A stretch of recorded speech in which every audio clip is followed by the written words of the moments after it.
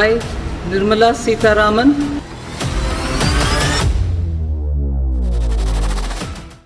आज की दुनिया में पैसा सिर्फ एक नोट या नंबर नहीं है, ये ताकत है, डेवलपमेंट है और एक देश की शक्ति है। और इंडिया की इस फाइनेंशियल जर्नी की एक मास्टरमाइंड रही है निर्मला सीतारमण, एक ऐसी महिला जो सिर्फ एक लीडर नहीं बल्कि भारत की इकोनॉमी का फ्यूचर लिख रही हैं। Access of the middle class and leave more money in their hands. Popcorn के ऊपर भी डाल रहे हैं टैक्स।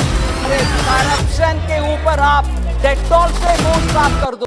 लेकिन कैसे एक मिडिल क्लास लड़की देश की फाइनेंस मिनिस्टर बन गई? वो क्या डिसीजंस थे जिसने उनको सबसे पावरफुल महिला बनाया और क्या कंट्रोवर्सीज ने उनको चैलेंज किया? एक कहानी जो सिर्फ नंबर की नहीं, एक विजन की है। 18 अगस्त 1959 को तमिलनाडु के एक छोटे से गांव में निर्मला सीतारमण का जन्म हुआ। एक मिडिल क्लास फैमिली से आने वाली लड़की जिसने JNU से इकोनॉमिक्स की पढ़ाई करी। इकोनॉमिक्स की समझ और प्रेजेंस ऑफ माइंड उनको पॉलिटिक्स तक ले गया।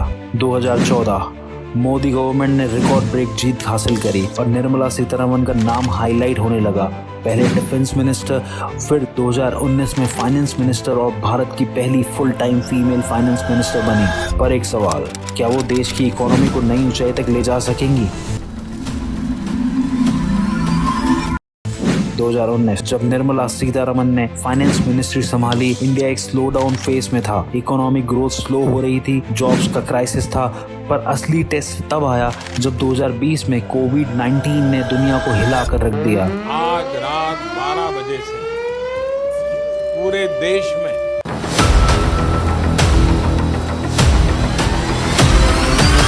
कोविड-19 के दौरान उन्होंने 20 लाख करोड़ का स्टिमुलस पैकेज अनाउंस किया, आत्मनिर्भर भारत का नारा दिया। पर क्या ये काफी था? Was at least 1.5 lakh crore rupees.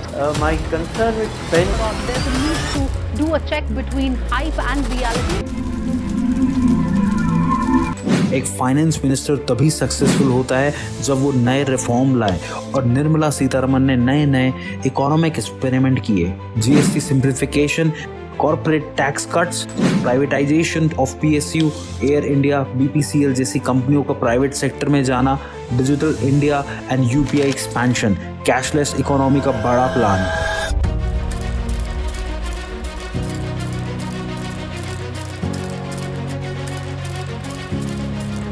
लेकिन जितनी तारीफ मिली उतनी ही कंट्रोवर्सीज भी आई।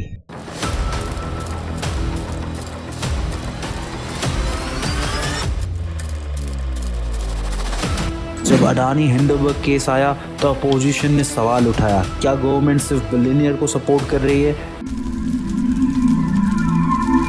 I am now happy to announce that there will be no income tax payable, the taxes of the middle class and leave more money in their hands. एक finance minister की असली पहचान होती है उसके बजट से। निर्मला सीतारमण 2025 के बजट में क्या नई अपॉर्चुनिटीज लेकर आई? Tax relief for middle class, more startup funding and loans, affordable housing and investment, AI and technology sector boost. आज का यूथ इकोनॉमी को सिर्फ समझना नहीं चाहता बल्कि उसका हिस्सा बनना चाहता है। क्या निर्मला सीतारमण का बजट इस जनरेशन के ड्रीम्स को सपोर्ट करेगा? एक वुमन लीडर जो सिर्फ इंडिया के लिए नहीं, ग्लोबल फाइनेंस की दुनिया में एक बड़ा नाम है। भारत का फ्यूचर कैसा होगा? क्या इकोनॉमी और आगे बढ़ेगी या नए चैलेंजेस आएंगे? जो भी हो, एक बात तय है, फाइनेंस की दुनिया में निर्मला सीतारमण का नाम हमेशा याद रखा जाएगा।